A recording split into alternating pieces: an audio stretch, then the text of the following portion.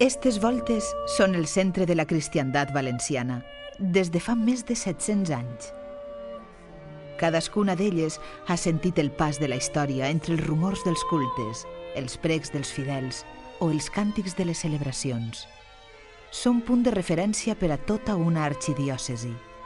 Envolten l'Església Mare, la seu metropolitana de Santa Maria, la seu de València, una inesgotable torxa de llum del cristianisme a les nostres terres.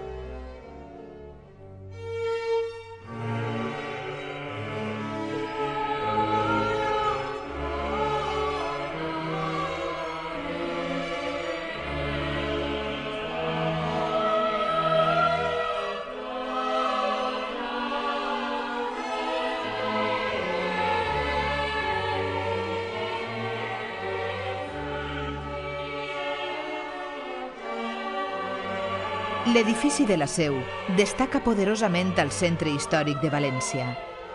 Es tracta d'una ubicació privilegiada, un paisatge que ha anat transformant-se a mesura que canviava la ciutat i els seus governants. Des del segle XIII, amb la Reconquesta, la Seu de València passa definitivament a mans cristianes. L'edifici, que és el que ha arribat fins als nostres dies, ha estat sotmès a multitud de reformes i ampliacions. L'estructura primigènia de creu llatina no ha canviat gens. Consta d'una nau central i dos laterals, flanquejades per capelles. Darrere de l'altar major descobrim el deambulatori o la girola, una mena de passadís que va ser ideat per a no travessar el cos central de l'edifici durant les celebracions religioses. Finalment, el creuer està coronat per un magnífic cimborri, ànima mater del conjunt arquitectònic, per a on s'enfila la llum.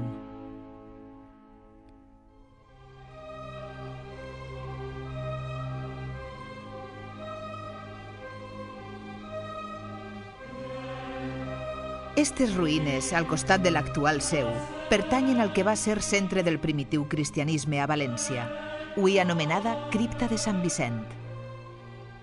Dins trobem una successió de mòduls que formen una mena de laberint. Qui hi penetrava avançava per una nau fosca, coberta per una volta de canó. A poc s'arribava als primers cancells, un espai reservat al clergat i als cantors. Darrere del segon cancell, una finestra projectava un fort contrallum on hi havia el Santíssim Altar. La funció dels cancells era molt important. Més que no separar, constituïen un punt de trobada en què es dispensaven els sacraments i les benediccions. Els primers segles de cristianisme de la nostra era estaven molt lligats a la figura del màrtir i ara patró de la ciutat Sant Vicent, un home que va ser torturat al segle IV per defensar les seues creences religioses.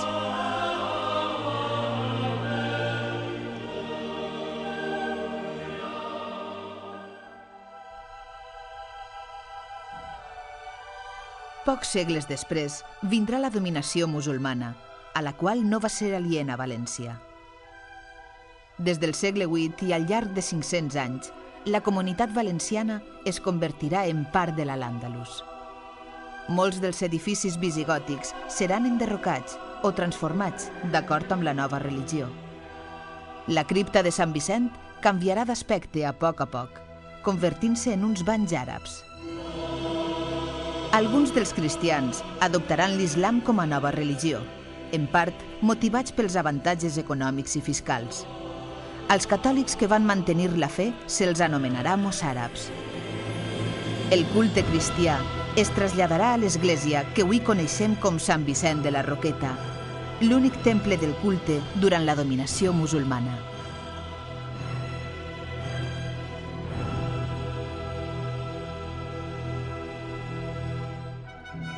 La lluita contra l'infidel i la restauració de la fe cristiana van assentar les bases de la Reconquesta. El 29 de setembre del 1238, els musulmans de la ciutat de València es rendixen davant les tropes de Jaume I. En la seva biografia, El llibre dels fets, el monarca descriu amb goig heroic la conquesta de la capital en estos termes. E quan vint Nostra Senyera sus en la torre, descavalcant del cavall, endreçant-nos vers orient, deplorant de nostres ulls, e besam la terra per la gran mercè que Deus nos havia donada.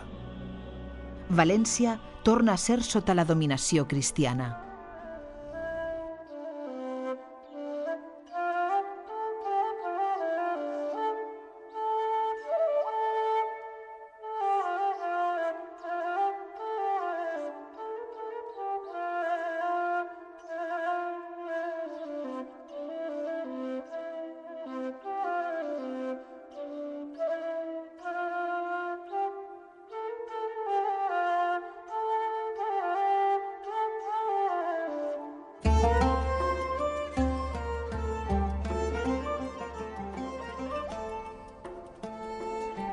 Als documents de l'època hi ha constància de l'arribada a València de picapedrers, obrers, fusters i altres colles que participen en l'edificació de la seu.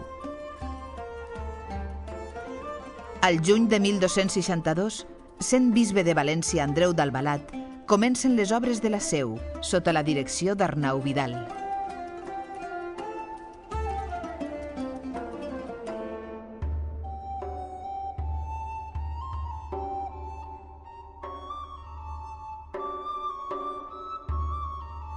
L'edificació va començar probablement pel deambulatori.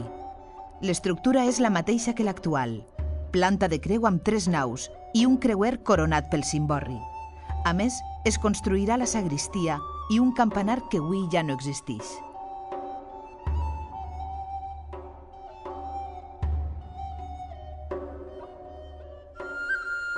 L'aspecte de la primitiva seu obeïa a les pautes traçades pel mestre Vidal a la manera del gòtic cistercenc. Un gòtic primitiu molt sobri, voltes de creueria, paraments de rajola i naus no massa elevades. Els arcs apuntats lleument són de certa amplària, la qual cosa crea un espai interior diàfan. Fa la impressió que és una construcció més ampla que no esvelta, creant-se una sensació de cert estatisme. Per les seues característiques, la seu valenciana manté uns trets estilístics molt similars als de les seus de Tarragona i Lleida, contemporànies seues.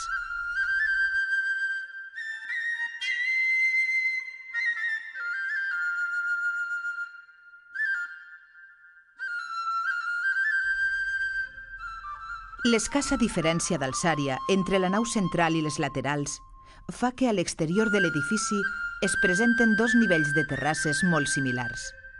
És per això que estos arcs o arbotants, en altres construccions amb una clara funció de contrafort, tenen en la seu valenciana la funció exclusiva de canalització d'aigües pluvials.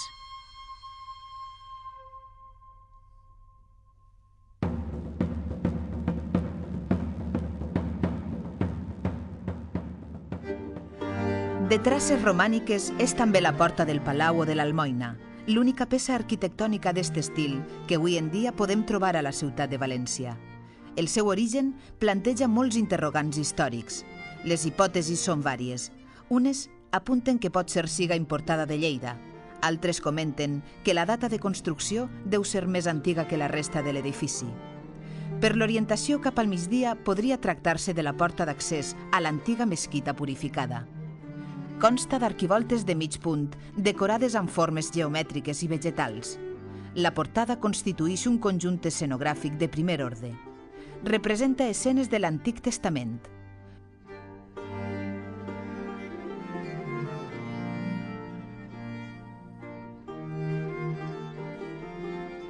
Sota l'aler apareixen 14 caps humans que representen els 7 matrimonis de Lleida, que, segons una antiga llegenda, portaren a València 700 donzelles per a casar-se amb els nous pobladors de la ciutat.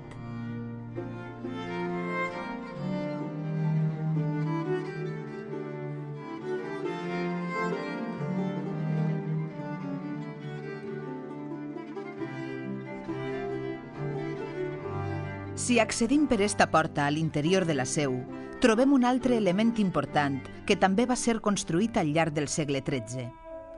Ens referim a la sagristia vella. A la Bestreta es va edificar amb la intenció que fora la caixa forta, on es dipositaven els tresors de l'església. Així, els prelats també celebraven les seues reunions.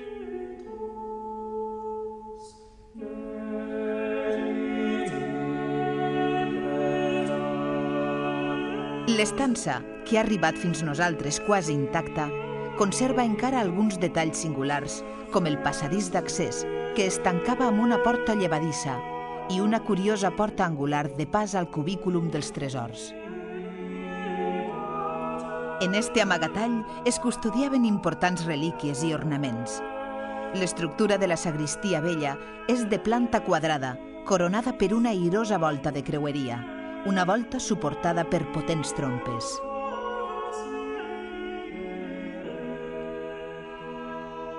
Finalitzem este recorregut per l'estructura original de la seu valentina en la girola, on s'accedeix des de la mateixa sagristia. És una nau semicircular envoltada per capelletes laterals. El seu traçat va des d'un costat del creuer fins a l'altre, però per darrere del presbiteri o altar major. La girola que veiem avui té la mateixa forma de la primera que es va construir al segle XIII, però va ser redecorada 500 anys després, en el moment que triomfen les pautes estètiques neoclàssiques.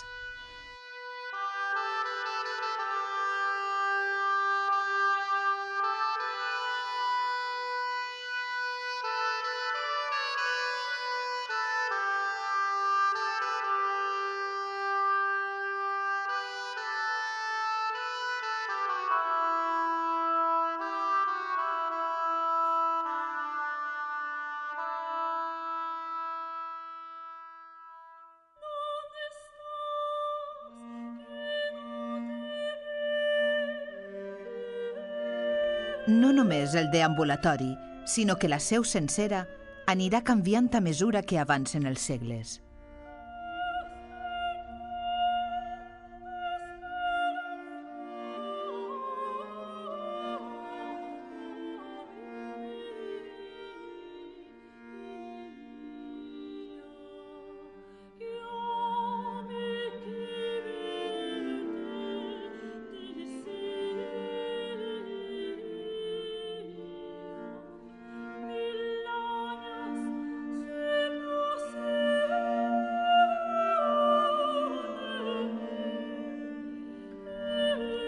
Estem als segles XIV i XV.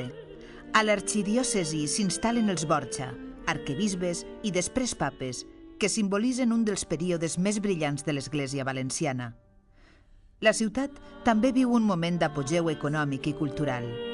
Es construeixen edificis emblemàtics, tant eclesiàstics com civils. L'aposta per l'arquitectura civil és el signe evident que la societat estamental està morint. Una nova classe social, la burguesia, abasta el poder polític i econòmic.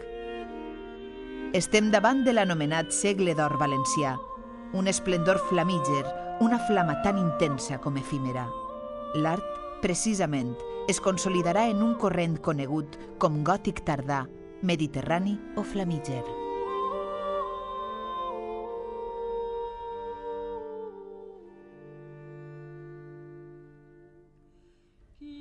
La seu de València tampoc no és aliena a esta conjuntura. S'enderroca el vell campanar per a donar pas a l'emblemàtic Micalet. A més, es construeix la Porta dels Apòstols i l'aula capitular.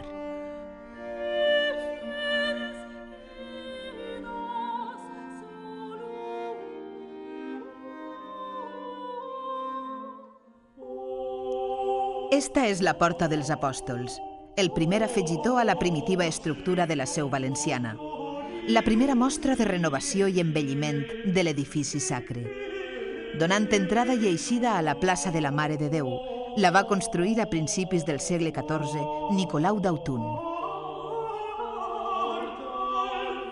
D'estil gòtic, inspirada en els models francesos, representa una successió d'escultures cobertes pel dosser representant els apòstols. Segons la documentació que ha arribat fins nosaltres, l'aspecte de la portada havia de ser ben espectacular. Les escultures dels deixebles eren policromades i pot ser que hi haguera una reixa davant. Al centre o timpà trobem la figura de la Mare de Déu, circumdada d'àngels músics.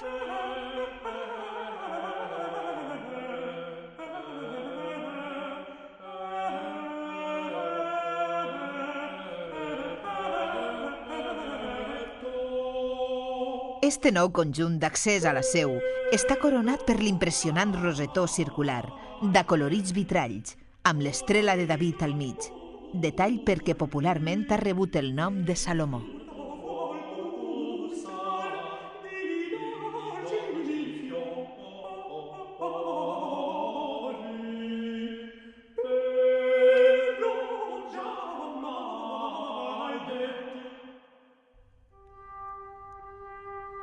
Una obra destacable de la seu és el cimborri, un octògon de 2 cossos situat sobre el creuer de les naus.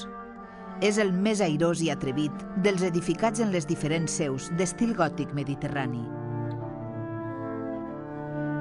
Esta peça arquitectònica no té massa relació amb la resta del conjunt catedralici.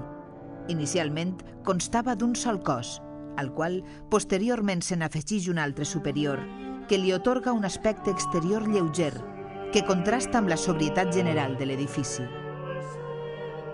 La traceria calada dels finestrals il·lumina l'interior de la seu, donant al presbiteri una llum cenital impossible d'aconseguir de cap altra manera.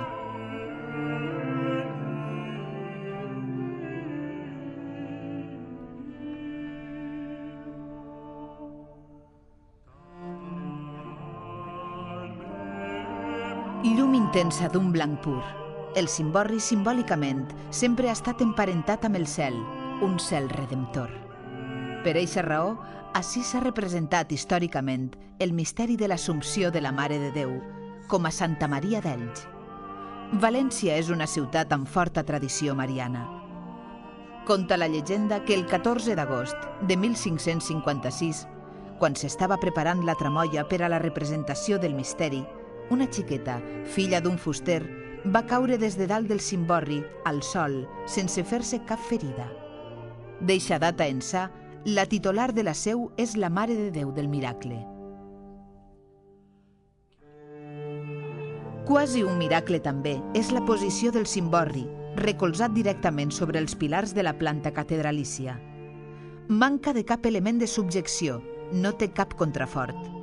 Al llarg dels segles ha hagut de ser reforçat per mantindre'l en peu i mostrar una de les joies arquitectòniques de la seu valenciana.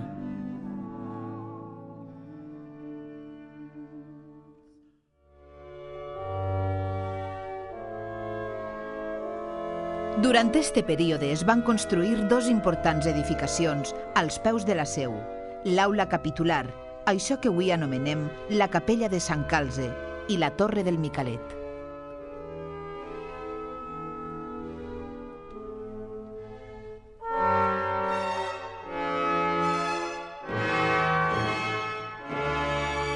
Cronològicament, la primera que va aparèixer fou la sala capitular. El 1356, l'arquebisbe Vidal de Blanes va manar la seva construcció amb el porx exterior d'estilitzades columnes i arcs ogivals. L'obra estarà enllestida 13 anys després.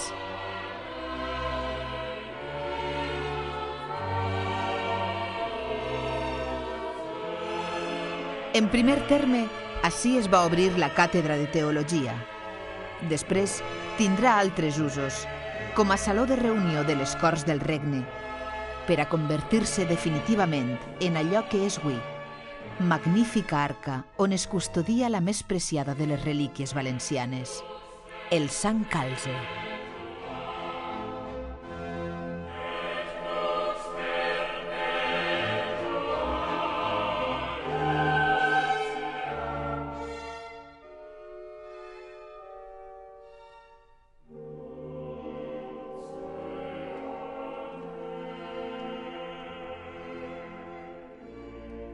Fins i tot arquitectònicament, destaca la capella per ser un gran cub de pedra, cobert per una volta estrelada amb claus ornades.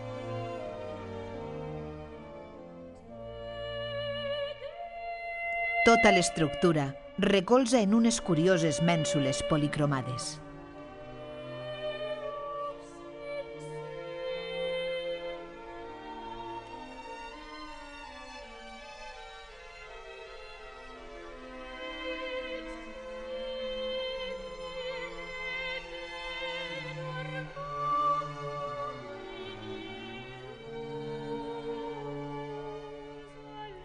Pocs anys després de finalitzada la sala capitular, comença l'altra gran obra de l'època, la construcció d'allò que es convertirà en l'emblema no només de la seu de València, sinó de la mateixa ciutat, la Torre del Micalet. Quasi mig segle va ser necessari per a edificar-la. L'arquitecte que la va dissenyar va ser Andreu Julià, que no va poder veure la conclosa. Els 50 metres de campanar s'inspiren en els models catalans i occitans del període com ara les Torres de Lleida o Narbona.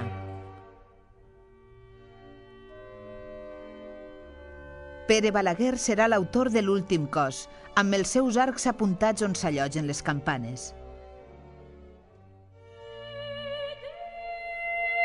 A les seues estances interiors es conserven algunes de les campanes més antigues del regne.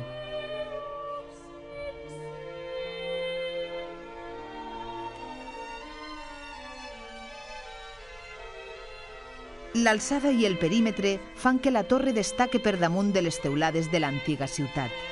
És per això que el Micalet, amb 4 cossos, serà, a més de campanar, torre d'avisos i senyals.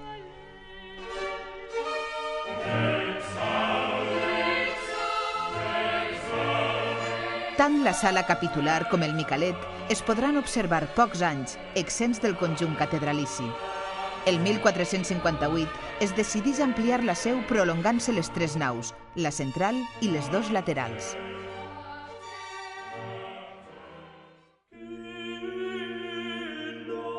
És la nova crugia que permet integrar els edificis que fins ara envoltaven la seu. D'esta manera, a més, s'augmentava la capacitat del temple. L'autor de l'ampliació que va crear la nova arcada és Francesc Baldomar. A ell devem totes les innovacions que hi ha a aquesta època a la seu. Fins i tot la decoració s'apodera de capitells i columnes. Però el que més va cridar l'atenció van ser unes originalíssimes finestres de biaix que coronen els laterals de la prolongació de les naus. Esta unió imposava la construcció de nous accessos interiors que destil·len originalitat. En tenim un exemple en la porta cantonera d'entrada al Micalet.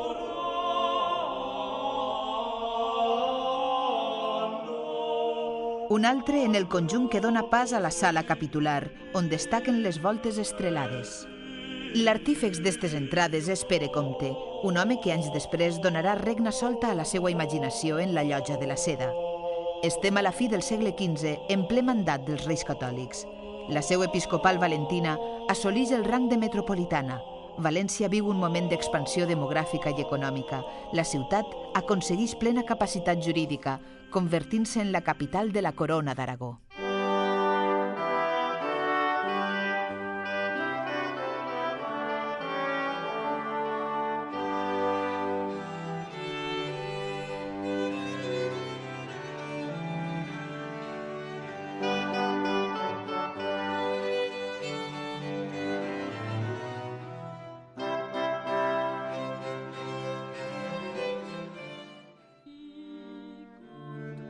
Tota eixa elegància es deixa veure en l'empremta arquitectònica de l'època.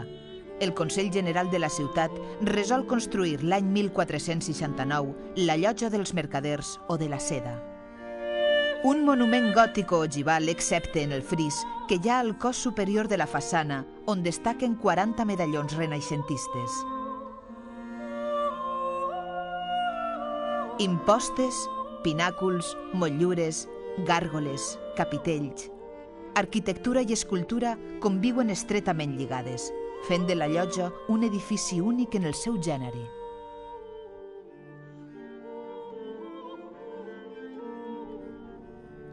En el trànsit del segle XV al XVI, a València destaca per damunt de totes una família, els Borja. Roderic i el seu oncle Alfons arribaran a ser papes, Alexandre VI i Calixte III, respectivament. La diòcesi valentina s'enfilà al vèrtex de l'Església catòlica. A Itàlia naixen noves tendències artístiques, tendències que gràcies a l'estada dels Borja a Roma aplegaran a València. El nou estil s'anomenarà Renaixement.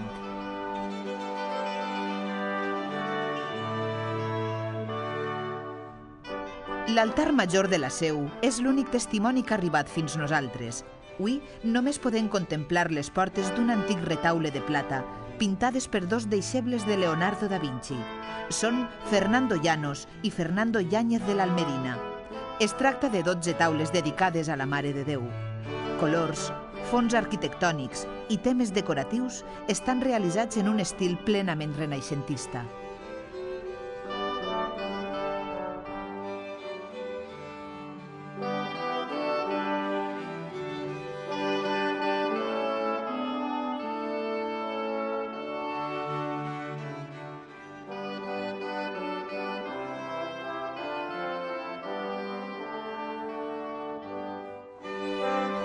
Darrere de l'altar major, el 1515, es construeix una altra de les obres més destacables del Renaixement, l'anomenada Capella de la Resurrecció, realitzada completament en alabastre. Adaptada a la forma poligonal del rerealtar, presenta uns arcs que s'ajusten a l'espai, creant un joc de perspectiva molt comú al període. La València de l'època, molt supersticiosa i liviana en els seus costums, posava grans obstacles a la pastoral. La creença en les relíquies estava molt estesa i era una de les armes devocionals emprades per l'Església. Ací, al rerealtar, es conserva una altra de les més preciades despulles santes. El braç incorrupte de Sant Vicent Màrtir.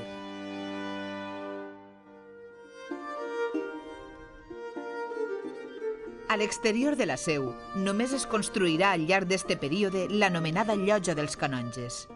Va ser edificada sobre les antigues capelles, com el Capitulet de la Mare de Déu dels Desemparats.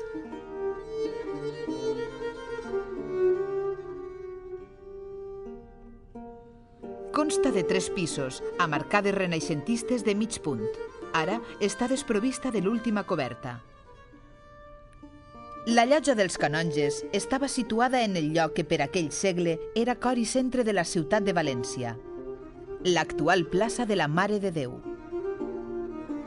Des d'esta mena de terrasses, els canonges podien gaudir dels actes públics que hi havia a la plaça.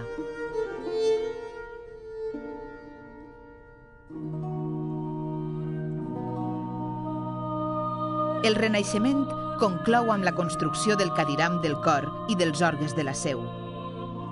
Ambdós elements han sigut traslladats al conjunt del presbiteri ja en el nostre segle. Abans dels anys 40 estaven a mitjan nau central.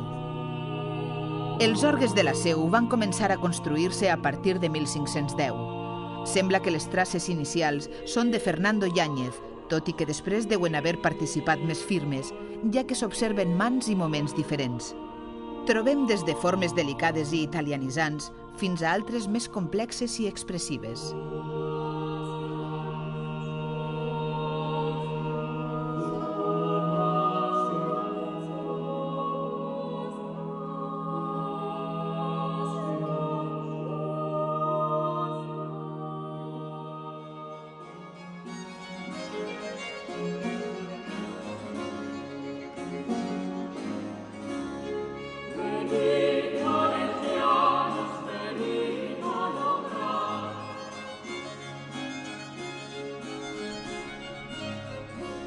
Arriba el segle XVII a València, carregat d'elements enlluernadors, decorativistes, dinàmics i luxosos.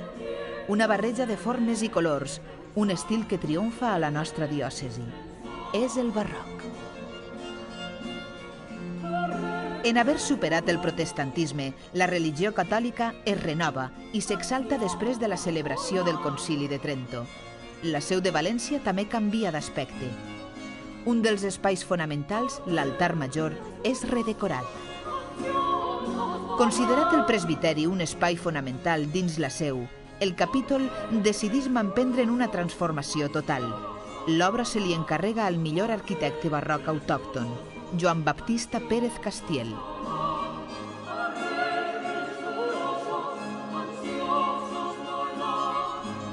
Ell desenvolupa un programa constructiu i ornamental, seguint les pautes del barroc més pur.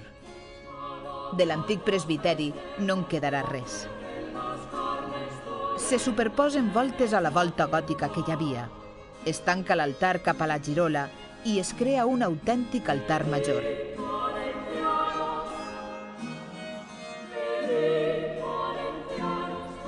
A més, s'inserten 4 portades barroques amb espectaculars columnes salomòniques. Tot el conjunt gaudís d'una decoració abundant.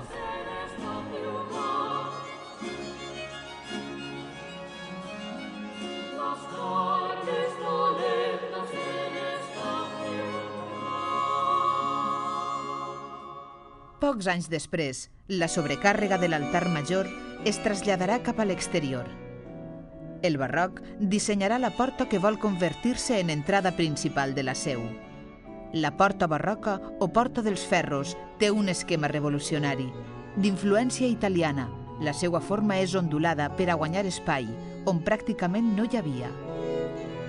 La va projectar l'alemany Konrad Rudolf, qui treballa com a arquitecte de l'arxiduc Carles.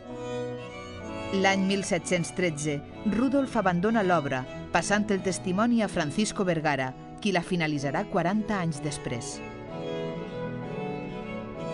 La porta es construïx amb 2 tipus de pedra, una de godella, molt resistent, per fer el carreuat, i l'altra de benigànim, més blanca i flexible, per tot allò que es considera element decoratiu.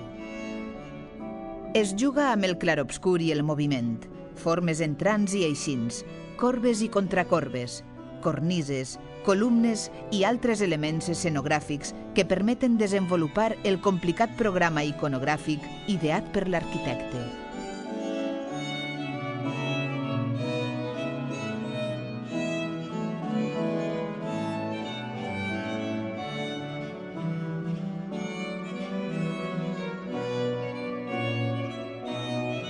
Des del segle XIV fins al XVII, l'Europa cristiana viu una època de pors apocalíptiques. L'Església de la Contrarreforma ofereix una sèrie de remeis per a alleugerir el mal. El consell o antídot que recomanava era la contemplació i observança dels sants i la Mare de Déu, fidelment representats a la porta barroca.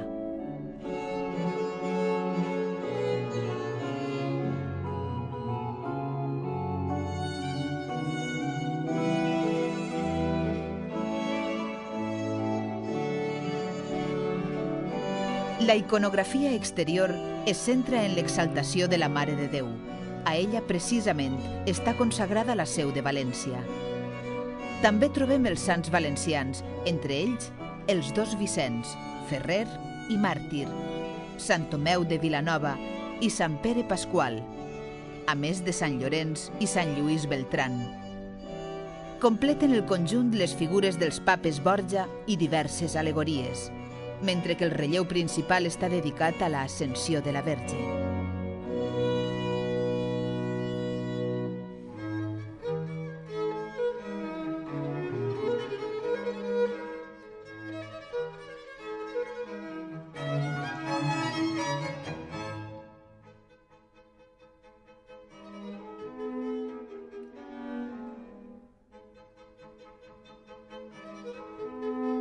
La València del moment, en recuperar-se de la Guerra de Successió i liberalitzada l'economia, torna a reviure el moment d'esplendor que s'havia truncat amb l'arribada del segle XVIII.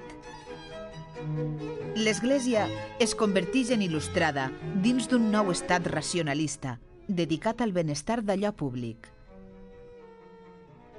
A la seu, fins l'any 1774, s'havia conservat l'estructura arquitectònica que ens havia deixat el gòtic, a excepció del presbiteri i alguna capella lateral que després va transformar el barroc. En eixe context, l'arquebisbe Francisco Fabián y Fuero va decidir modernitzar la seu amb un nou estil. Del temple gòtic es deia que amb la pedra vista semblava una mesquita. Després d'un concurs d'arquitectura, capítol i arquebisbe deixen en mans d'Antonio Gilabert la reforma integral de la seu.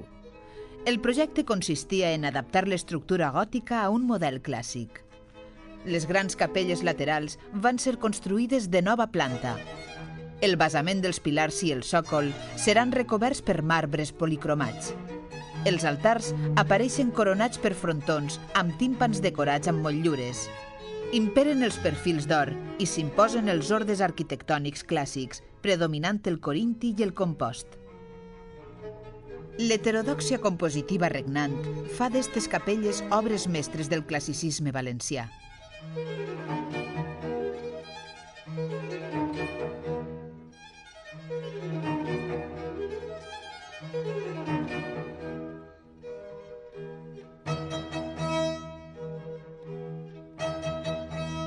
La reforma de Gilabert afecta també la nau del creuer. El model que impera ací està basat en l'ordenament mural del Coliseu, combinació d'arc i estructura arquitravada, columnes semiintegrades d'estil corinti, flanquejades per mitges pilastres.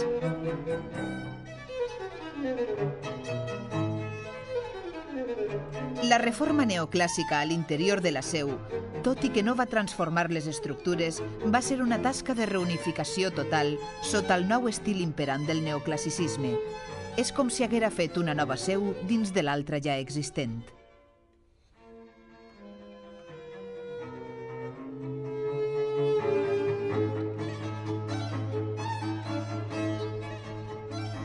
Sobre les pilastres s'assenta un altàtic, amb pedestals sobre els quals es recolzen les escultures dels apòstols, amb formes arredonides. El cimborri quedaria recobert d'estucs amb gegants escultures dels 4 evangelistes.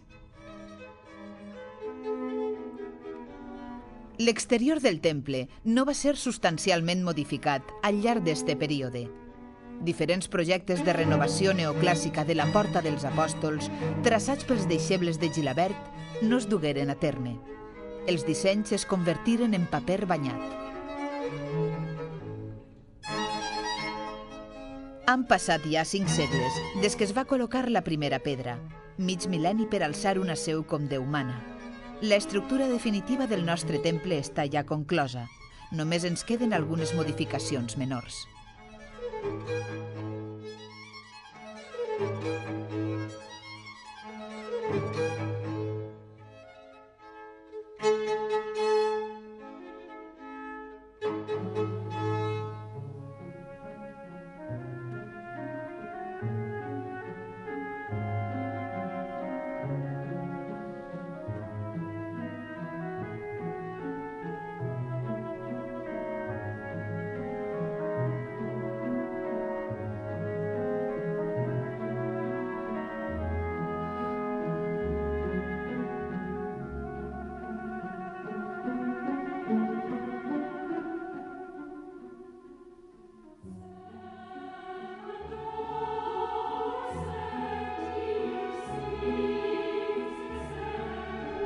Ja en el nostre segle, després de la Guerra Civil, es desmuntarà el cor que fins el moment havia ocupat la nau central. El cor passa a l'altar major, on és en l'actualitat, i el cos central de la seu quedarà ara diàfan en tota la seva extensió.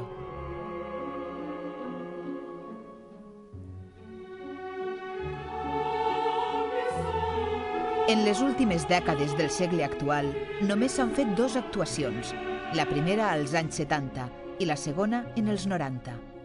Al llarg de les últimes dècades s'ha forjat un canvi de mentalitat fonamental. Hem passat del concepte de restauració al de conservació. Al 1972 es lleva tot l'estuc neoclàssic que al segle XVIII havia emblanquinat la seu per complet, recuperant-se l'aspecte gòtic que segles enrere va tindre. L'artífex d'esta restauració, anomenada repristinació, va ser l'arquitecte Fernando Chueca.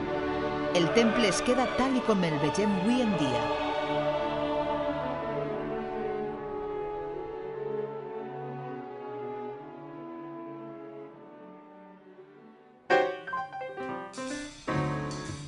1999 s'aprofita per donar-li un respir al nostre edifici mil·lenari. Es pot afirmar que l'última intervenció ha estat molt a prop d'un procés de cirurgia estètica. S'ha reforçat, polit, recobert i protegit. En definitiva, s'ha fet allò que avui en dia ens permet la tecnologia per combinar conservació i neteja.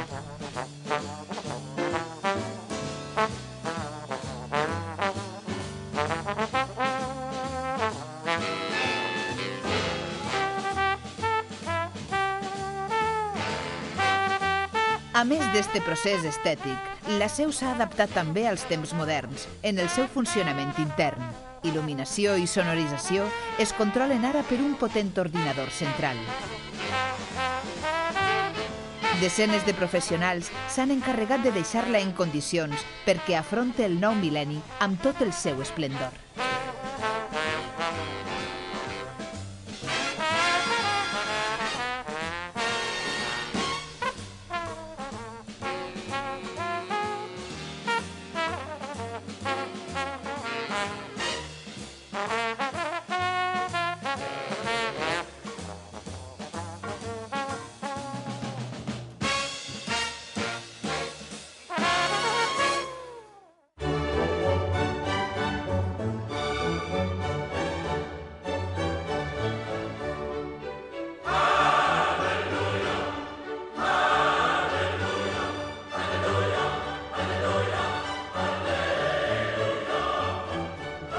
Segle damunt d'un altre, traces damunt traces, projectes, obres amb canvis d'estructures. Redecoració, incendis i guerres. La seu de València porta ja 7 segles en peu i ha sigut testimoni de tot tipus d'esdeveniments històrics. Ara, la nostra tasca i la de generacions venideres és respectar i conservar allò que van fer els nostres avantpassats.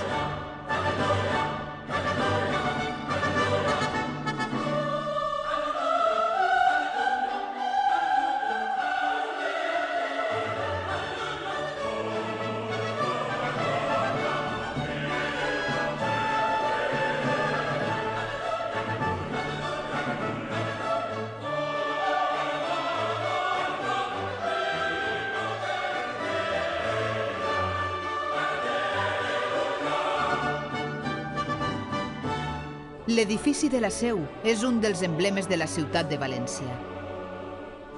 Cadascuna de les finestres, gàrgoles, pintures, capitells, arquivoltes o nervadures són un retall de la història. En les nostres mans tenim ara la responsabilitat de protegir cada racó del temple. Només amb esta actitud de respecte i conservació aconseguirem protegir el nostre patrimoni i la nostra memòria. La memòria de tot un poble.